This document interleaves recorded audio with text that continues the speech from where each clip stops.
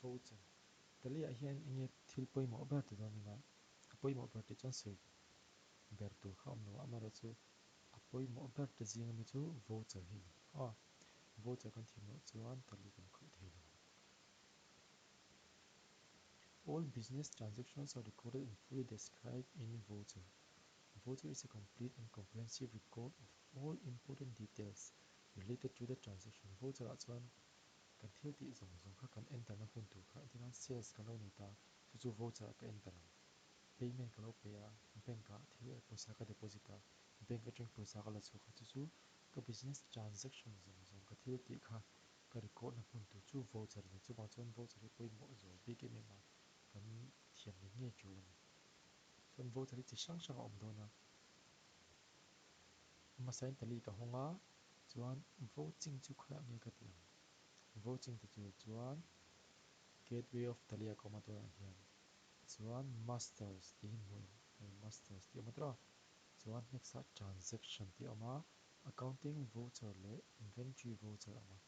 accounting voucher a kan lu china enter ka heta chuan heta right side kan en chuan F4 F5 F6 F7 F8 F9 alt plus F4 F8 ti te omatra chuan debit note credit note ti te chuan memo ti te hengo hi tuna hian hei receipt ti a hei receipt ti a ka oma receipt number 1 a ka oma number 1 chu lo ngai poi mo shi lo la receipt ti lai hi omatra hi a sen lo je ka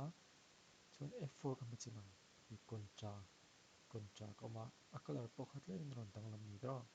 chuan F5 kan mat ka china payment a ka om le to ki color ron change sa F6 F6 po receipt a ka F6 chu receipt nia color ron change sa chu intinya kan session a paisa ka don chuan khoi nge ka enter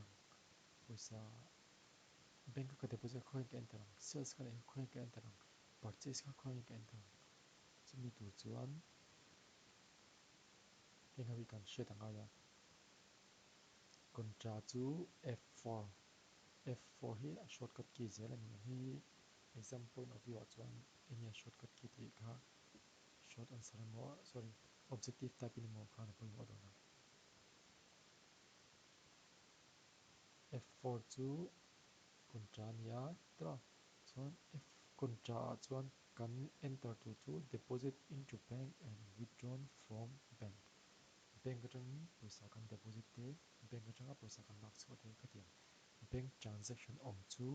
contract kan enter chuan next up payment F5 oma F5 chu a shortcut key ni F5 kan me kham payment a min shoi thum lo na ta chuan payment chu boina tur om lo cash te bank te check khatin chi payment entry om shim kha F5 a kan enter chuan point number 3 a receipt F6 a chuan cash and bank payment check khatin chi kha receipt entry dona om chuan receipt a kan enter chuan F7 journal entry journal a chuan transaction chi hrang kan du kan enter thaya ma se kan account hong lo tu indian adjustment siam ngai ang chi khatin a khan bank transaction zero purchase zero sales zero box zero khatin transaction engman siam ngai om lo thei ni tro khatin chi kha chu ni kan ala soi chawanga khatin transaction siam ngai chi kan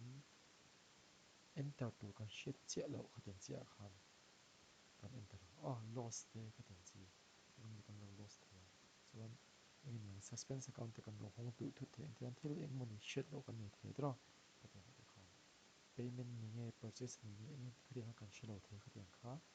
kan shet che lo kha om chuan journal entry journal F7 a kan enter chuan next a chuan F8 sales entry chu boina om lawa thil shal om chuan sales entry a kan enter tho F8 a kan enter chuan thil le om chuan purchase entry F9 a kan enter chuan thumi au kha F4 F5 F6 F7 F8 F9 kati ho zong kha kan shet chel he ngai hi kan enter so chuan boi vek dona indian F5 chu payment ni tro F5 chu payment ni hi ta payment ti ran zeka hemi a hian paisa ka pek na ka enter ngai ka payment ka enter ngai maro chu ka receipt ka enter chuan ka balance sheet tu kha ka don tu kha again ka pek chhuat kha ka dong don chu anh kan zone kha diklo nuai don ka profit tu kha ka loss pha don tro tiang bukin receipt tu kha